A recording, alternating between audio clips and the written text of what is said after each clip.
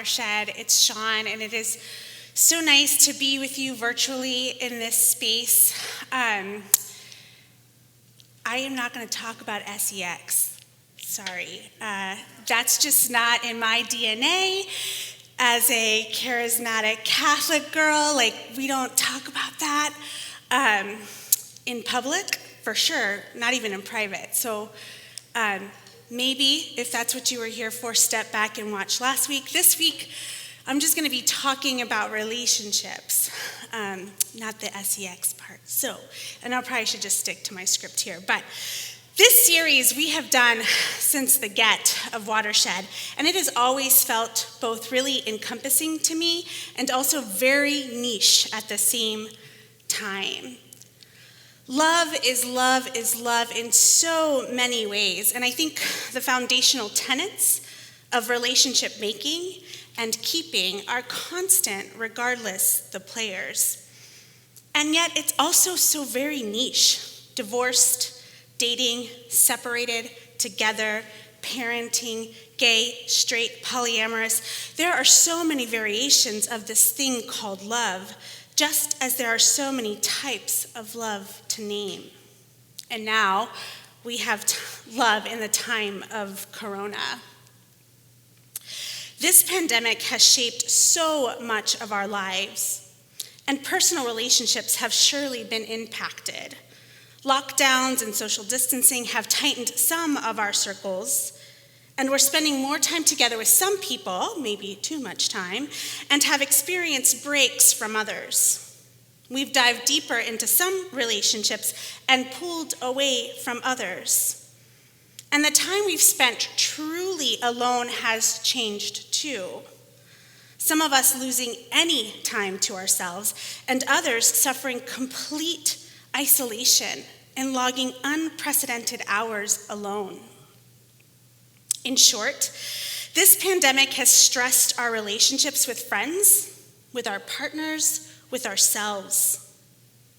Statistics are just starting to show how this impact has fractured relationships. In China, which is now starting to reemerge from lockdown and return to a semblance of life rhythms pre-COVID, the divorce rate has spiked tremendously. Reports of domestic abuse in some Chinese provinces have tripled, and European cities have shown similar trends, and I am sure the US is right behind. It would seem that this pandemic has created deep fissures in relationships, not that that should come as a surprise. There's also an uptick in anxiety and mental wellness concerns in people of all ages. People I love who are very, very near and dear to me have experienced depression and anxiety for the first time. They've described sensations that I recognize as panic attacks, having experienced them myself for years. This is new territory to navigate for so many of us. A new self that's emerging, and it can be, sometimes is, very deeply unsettling. My own patterns of anxiety have shifted, and it took me a while, I'll be honest, to recognize some of my symptoms because they show up very differently in this pandemic sort of stress life than they have been before. That makes sense, though, if I think about it. So much of my external world has changed that it shouldn't come as a surprise that my internal reactions and processing would change too.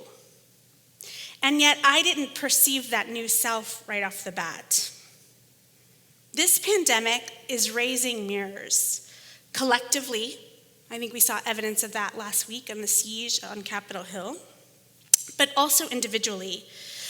This pandemic is not so gently telling us to see ourselves, and many of us are surprised at the images that are being revealed.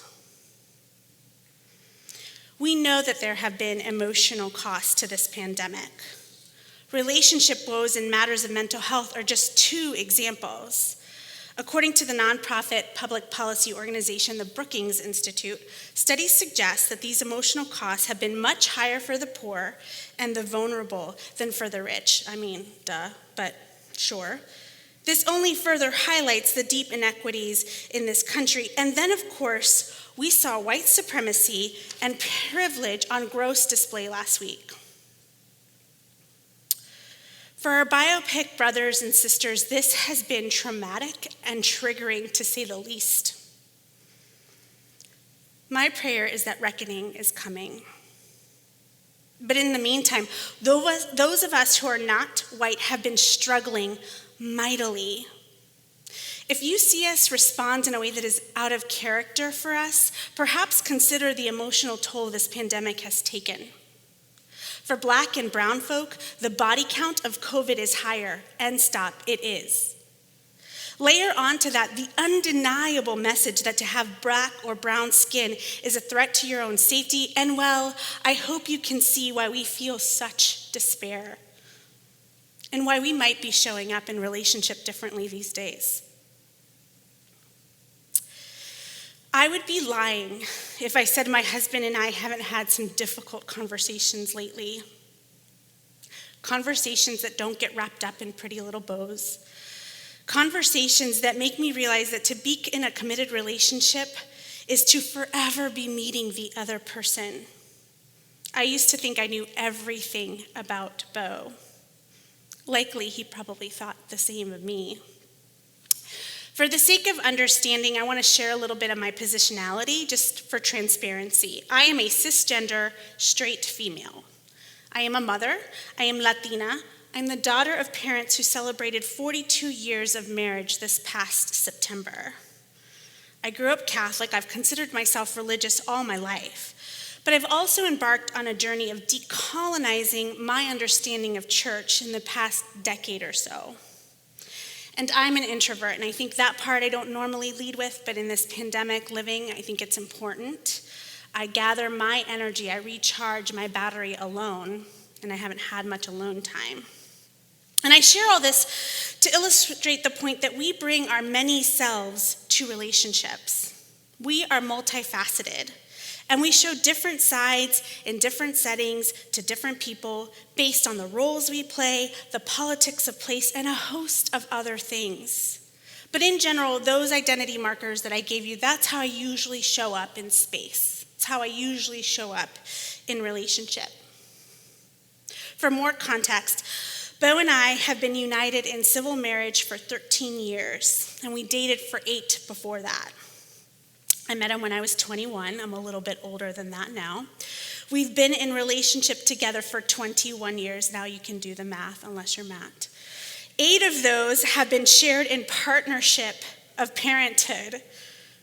I feel like I should play the lottery. We didn't win, Bo told me, he texted me. Should have played the lottery with those numbers. As Scott mentioned a couple weeks ago when he kicked this off, we are not the same people who met waiting tables those many, many years ago.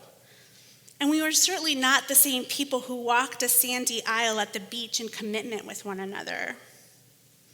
In this pandemic season, when I thought I knew everything there was to know about my husband, I am learning new things about him and new things about myself. I've also learned new things about what it means to show up in relationship and about holding expectations. This is what I've come to understand in this season. We need to be gentle with ourselves and with others.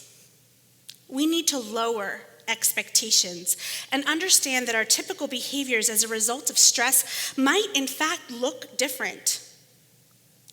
It means we need to find new ways to love. Let me provide a picture of this. Bo has continued working this entire pandemic. He never went into a lockdown. He's in the hospitality industry for a restaurant group.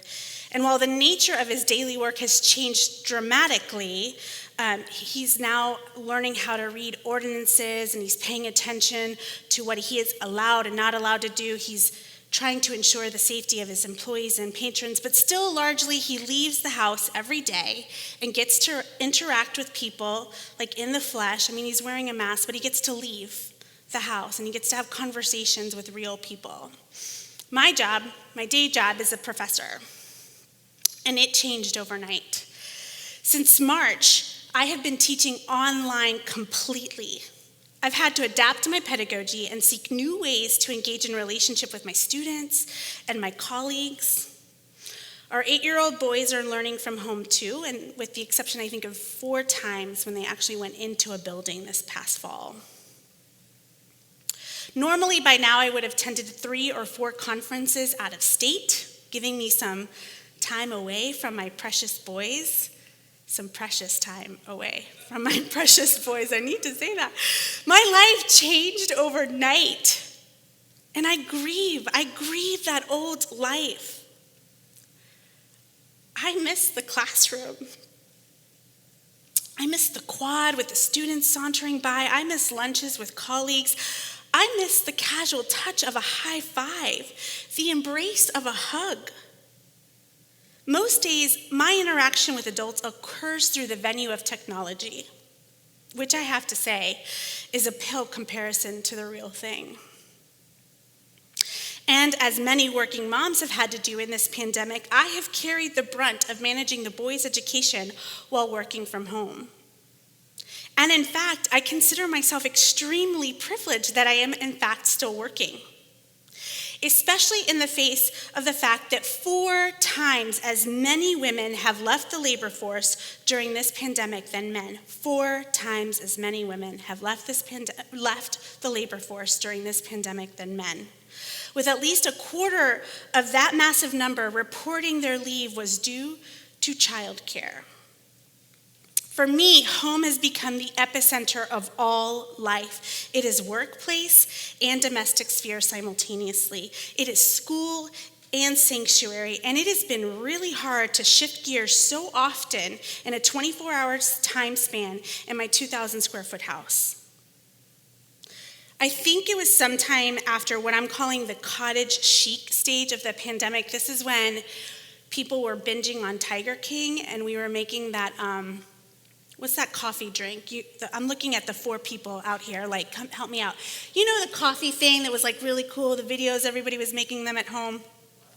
I'm calling that the cottage chic stage, because we all felt like we were getting a break from our lives. We just didn't know, right? And I started to see some really troubling messaging on my social media feeds about how COVID-19 was bringing to light who the true friends were. And I cringed at this expectation that steadfast friends were the ones showing up with extra text messages, that were organizing the Zoom chats at night. And here's why. On any given day, I log in over 4 hours of meetings on Zoom.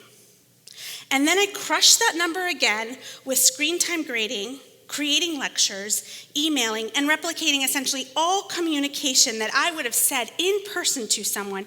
I've got to convert that to some written form of text. This doesn't count the hours spent helping my kids, which is only lessened slightly now that they've acclimated to this new digital world. My work is so disrupted. Wi-Fi signals go haywire. Teachers' Zoom rooms don't seem to work. You guys, bloody, blessed Canvas is down again. I don't think that's a coincidence. If you're seeing it on the screen, I'm just saying the Canvas logo and the COVID-19, that looks a lot alike. Somebody research that, I'm just saying. Anyway, the Canvas goes down at least once a week. The boys need snacks they can't reach. And when I say snacks, I mean like 19 within 3 hours. That's my day. My day is so fragmented, I feel as though I started a million projects and finished none. In pre-COVID times, that would have been a stressful day. And I would have maybe poured myself a cup of chamomile tea, or if it was really bad, maybe had a glass of wine at like 4:30, don't tell nobody. But this staccato rhythm has become the norm. And by day's end, I am depleted. I have no emotional bandwidth left. Not even for my husband, let alone my friends. A Zoom call to catch up at the end of the day when I am already zoomed out, I'm going to be honest, that sounds like torture. It sounds like the opposite of self-care. And now all of a sudden, because I don't have the bandwidth for that, I am not a loyal and steadfast friend. My dear neighbor and friend is a homemaker. She's like Martha Stewart level, y'all, I'm not joking. And I'm gonna be honest, and this is a little ugly, but I was naive in the beginning of this pandemic, and I thought, there's no way she can have it harder than us working moms. But this is how her days are spent. Her days are spent trying to keep her 1-year-old toddler away from the back bedroom where her accountant husband spends an entire day logging tireless hours working. She also tries to keep that 1-year-old toddler away from the front room where her older daughter is working in their makeshift classroom.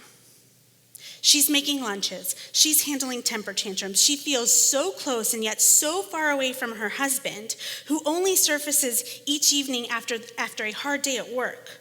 Her son does not understand any of this. Why is half of his family unavailable to him when he can clearly see them?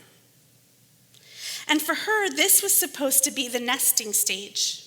This is likely her last child. She was so looking forward for it to be just the two of them. And now the landscape is hard. It's tiptoeing. She feels like she's robbing him of his childhood, and she's exhausted. At the end of our day, when maybe the sky has 15 minutes of light left, we both sit on our front stoops. And there's really not much in the way to say, like, how was your day? There's not. We sit in this silence of seemingly meaningless small talk. But it's become an anchor for us. We have not had face-to-face conversations with adults all day long. So that small talk, however insignificant it may be, that is all we have the capacity for right now. That is what it looks like right now for me to show up. Just yesterday, I stopped dead in my mindless Instagram scroll at this quote by artist Juana. Just because you carry it well doesn't mean it isn't heavy. Which is to say, this is hard for all of us. Being a good friend, being a good partner, being attuned to our own needs is hard right now. Be gentle with yourself. Be gentle with others. No one is having their best year except maybe our dogs. I feel like our dogs are living their best life. We got Rosie last Christmas, right before everything, the end of the world happened. I worry for her when we return to normal life. She has no idea. Bo and I have had to create new routines. I used to be the early bird, but we've swapped roles in that regard. Now Bo wakes up early to run. I think he does this because of the massive stress he's under. I think it's his chief mechanism for coping. And during this pandemic, and I need to add here too, it's not just the pandemic for me, it's the rise in white nationalism and the horrible attacks on people of color. During this time, I find myself struggling in the mornings, which is really unlike me. I like to greet the day. I like to squeeze efficiency out of my daylight hours. But there has been a reticence on my part to start my day. To circle back, I noticed that my patterns of depression have changed, that my anxiety is being embodied in a different way. I feel it physically. I feel that my body is storing trauma. And I think what it is that I don't want to wake up in the mornings. And if I dig down at that, if I root deeper there, I think it's because I'm afraid of the headline that's going to meet me in the morning. Without discussing this, Bo and I have met each other's needs. He handles morning prep. He gets the boys started with school. On weekends, he takes the boys for errands so that my introverted need to restore my energy alone is met. In this season, it might be that your needs have shifted. It might be that you need to find different releases and coping mechanisms due to pandemic living. Explore what that looks like. What does self-care look like right now? What margins do you have? Who is it vital that you save energy for? If you want to be a good friend and a good partner, who is it vital that you save your energy for? And then, for everybody else, how can you articulate your limitations for others? How can you deepen your reserves? These are important questions to ask because even in spite of vaccines and a new year and a new administration, this pandemic is still here. we still have, I think, a very long road ahead of us. Beyond gentleness and patience, I think we ought not lose sight of hope. We ought not lose sight of God in these stressed times. My mind goes to Moses and his newly freed people wandering around the desert. In the beginning, I imagine folks were like riding this liberation high, like remembering, yeah, he like split the Red Sea. You were there? Yeah, I saw that, bro. That's what I imagine. I mean, I know they didn't talk like that, but in my head, it's what I see. But I think about years later into this pilgrimage, into this wandering in the desert, did the manna, I would imagine, probably started to taste a little stale. Maybe they were over it, the leftovers. In her book, Hope in the Holler, A Womanist Theology of Hope, author Elaine Brown Crawford talks about the hope enslaved African Americans possessed to persist against abuse and oppression. The holler, H-O-L-L-E-R, right, is that guttural cry, that invitation to God. It's not as much a cry of despair as it is an invocation. In her words, their holler was a primal cry to God to come see about them. The holler was an appeal to God to comfort them and to provide solace in the darkness of spiritual and physical exiles. The hope deposited in the narratives of these slave women was a hope based on their trust in a faithful God who would see them through. It was a radical, incarnational hope given by God. Their hope was a bridge between liberation and oppression. How many of us started 2021 with that glittering promise of hope for better days, only to have it dashed less than a week in? I can be honest, I'm not proud, but I can be honest and tell you the incarnated hope represented in the birth of Jesus, which we celebrated not but a couple of weeks ago, has already started to lose its bloom for me. Or rather, I have forgotten that hope is really a promise for the future. Again, I turn to the wise Elaine Brown Crawford in an Advent study she wrote. She's referencing the book of Isaiah in Scripture, and the community there is also experiencing oppression and captivity. They're in dire economic straits, not unlike how we are today. The prophet Isaiah asks his community to shift their focus away from the present situation and instead center their focus on the restoration that is to come. Crawford writes, God offers them a word of hope not based on their current situation, but based on their future, directed with promise and abundant life. Well, what does this have to do with relationships in the time of Rona? Well, what if hope is the bridge across the troubled waters of the relationships we're in? What if we choose to zoom out our lens and focus on the future and not on what is lacking today? For me, hope is that eternal spring that I am dipping my empty cup into each morning, and also coffee. Hope is what sustains my reserves. It's what is filling my coffers. Watershed, we cannot give up on hope. We must remember our ancestors survived pandemics. Our ancestors survived far worse. Watershed, I promise you we will meet again. Can we hang on? I think we can. So this morning, brief as it was, I just want to spend a few minutes and close us out in prayer. May the divine, who knows the future before it's written, see us through this valley.